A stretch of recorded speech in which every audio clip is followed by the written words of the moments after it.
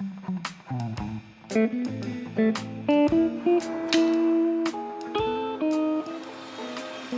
today I'm joined by Saint Clair. How are you all? Hi, how's it going? Yeah, Good. Good. So you've currently been doing a few shows to celebrate the release of your EP, and we're in Milton Keynes tonight. You played London last night. What was that like? Yeah, it was great. It was really, really cool. We sold it out, so it was like a proper moment to have all these people there that were just.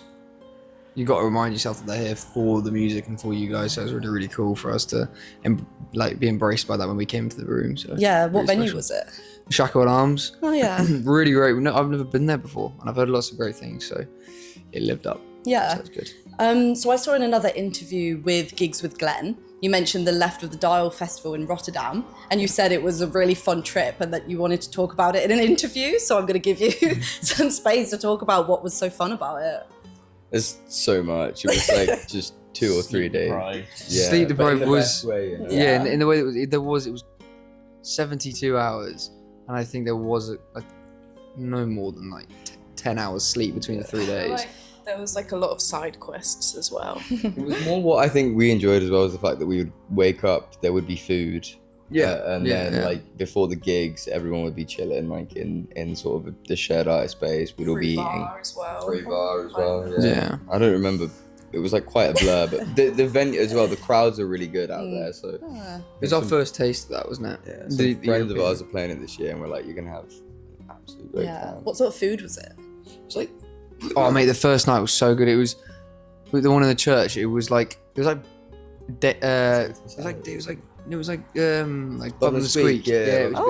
It was really tasty. Like we got in and we'd not eaten, and we were like, oh yeah. And it was like we didn't expect we'd never played like in Europe before, so it was like we got there and the hospitality is just phenomenal. We were just like adopt me. Yeah. I don't think I like bubble and squeak. It's a bit.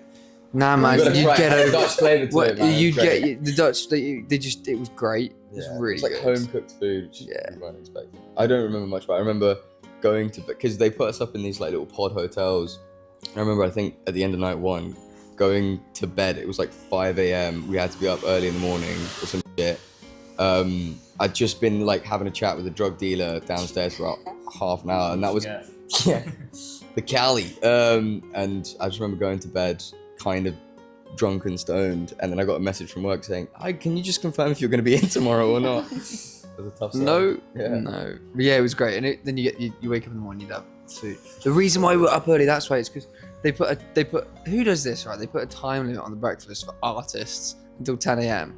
And we were like, I think it was at 10 a.m. or like 11 a.m. We were like, we needed like it was a good amount of like food tokens, so we were like, we should probably use these. But we were there. We got up and we did it, and then we ended up having a nap. It was just pretty good though. Great, yeah. So we can decide if we want to cut this, but I almost brought some edibles back with me accidentally. Oh my god. And I was sort of in customs going, oh my god. Like I was how The most obvious. She knew they were in there, and instead of just going, I know they're in there, but I'm just gonna play it cool. She just turns around and goes, oh my god. She runs over to us. And we're like, Beth, guys, chill out, bro. It's like, fine. Like, turns out they opened your bag for a completely different reason, and she got away with it, so it's fine. With the There you guns go. in there. Yeah. Did you see the other acts that performed at that festival as well? What were the highlights? Yeah. A few. We hung out with some great bands, man, and Thistle, you know, Thistle. that Shout Youth Play, Yeah. like they're all. Yeah. We love the guys, and it was really nice for us to just like be around other people that were just in the exact same boat. Yeah. It was great. Really cool. Yeah. So is summer like a time of year now you really look forward to because it's like festival season? Yeah, we're dipping our toes in massive. I think this year it's not insane. It's good. It's a good amount. Like we've had a good week. You know, we've got in this week. We've had like 7 shows in 10 days. So it's really great for us to be on the road. And you know, this is the 3rd night in a row tonight. So we're feeling good. We're feeling happy about it. And we play Wilderness at the weekend. So it's gonna be great. Yeah, we really look. I think next summer, you know, we'll have some more music out and we'll have got the whole knack of the touring kind of vibe, so we're really looking forward. We believe that next summer will be really special. So Yeah. So you've had some songs on Spotify that are now deleted and the band lineup has changed. Can you tell me a bit about the sort of history of the band and how it started and how you've gotten where you are now?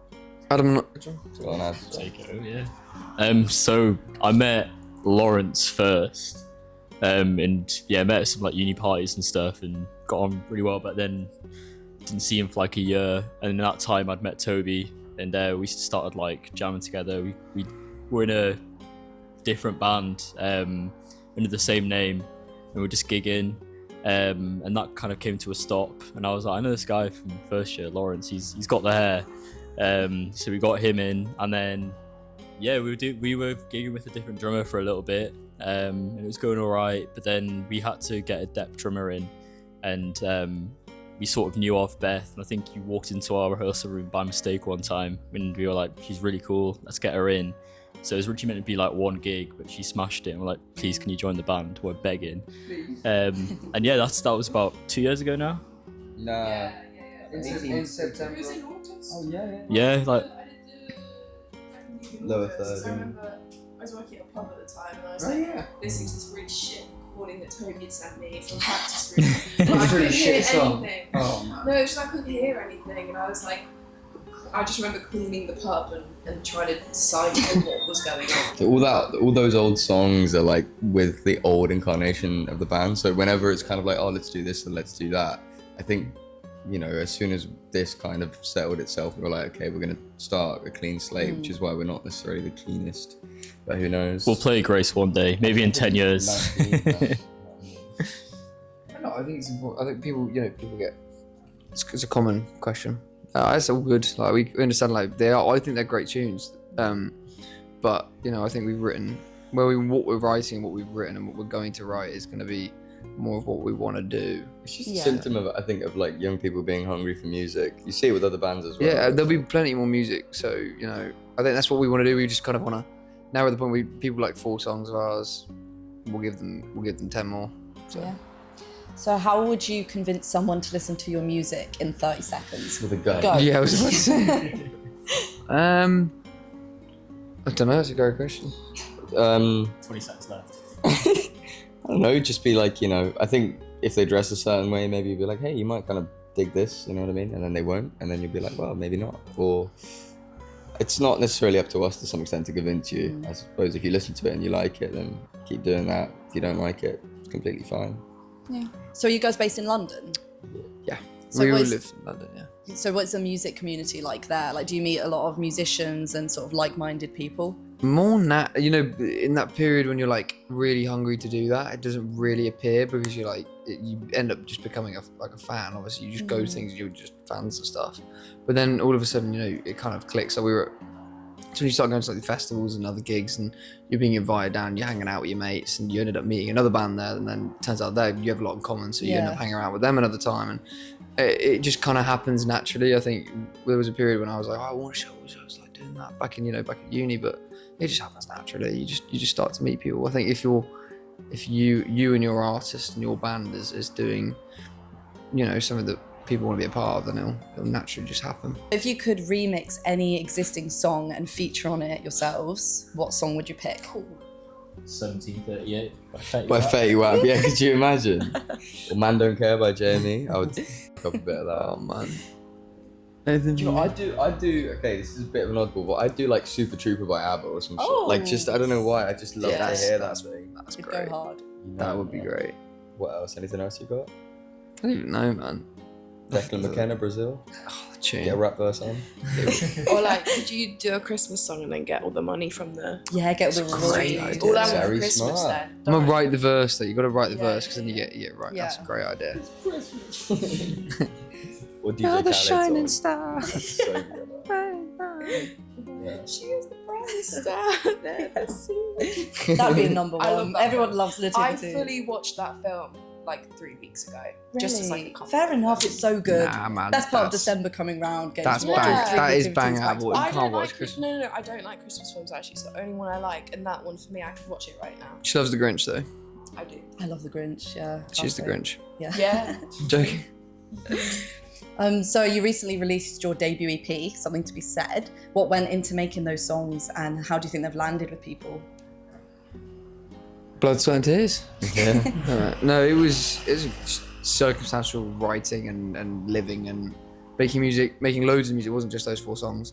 Gigging, hanging out, being trusted with the opportunity with some friends, and Andrea Casaglio, our deepest like band husband. He is like the husband of this band, and we would not be here without him. So, you know, he'll be coming out at Wembley. You know what I'm saying? No, I'm joking. No, he's the best, and we wouldn't be here without him. And it's just great. And we wrote the songs around that time with him, and then he produced the record. And yeah. So how many songs do you think you wrote? Like, I think we smashed by the end of that. So it was like 6 or 7. oh god.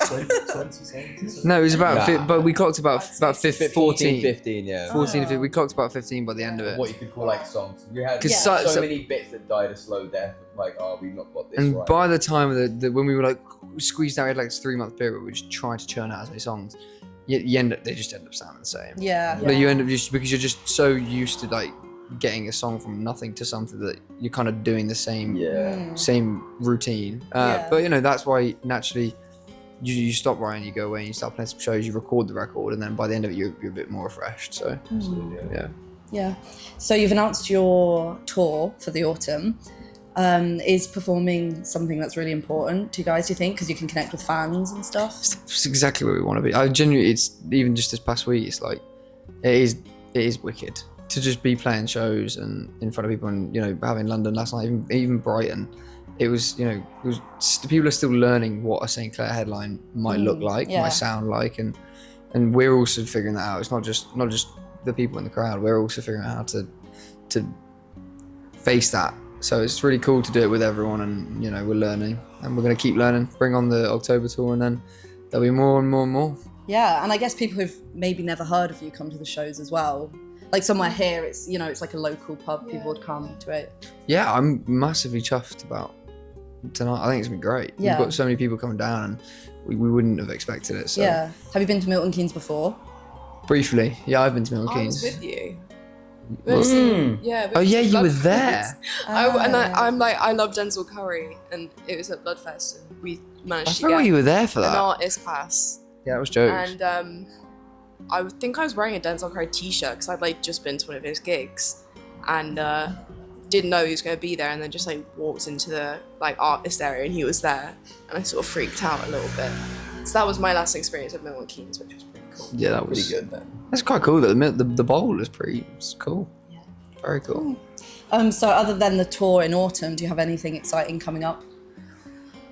Recording. Yeah, there's a new there'll be something coming in September time. Okay, So yeah.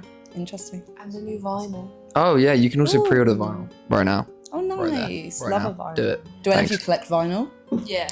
Yeah. Weirdly, yesterday we were playing the Shackle yesterday, and we loaded into the venue, and I looked across the road, and there was just like TK Maxx bag full of like loads of vinyls just on this wall. I was like, I'm went straight over, Yeah. picking up some nice. Someone's gonna reply to this interview and be like, You you took stole my my vinyls." vinyls. Yeah.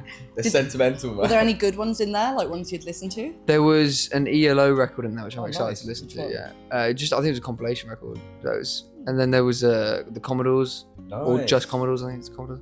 But yeah, I'm excited to listen. And there was this like house music one. I was like, I'm gonna put that on. Yeah. I like the full volume. artwork. Like, caught my eye. I was like, no, I'm gonna put this one on. Yeah. It's gonna be good. Who doesn't love a free vinyl? You know? Oh, yeah. In these days, man. Yeah. Well, good luck tonight, and thank you for speaking. Thank to you. me. No, thanks for having us. Thank you so much.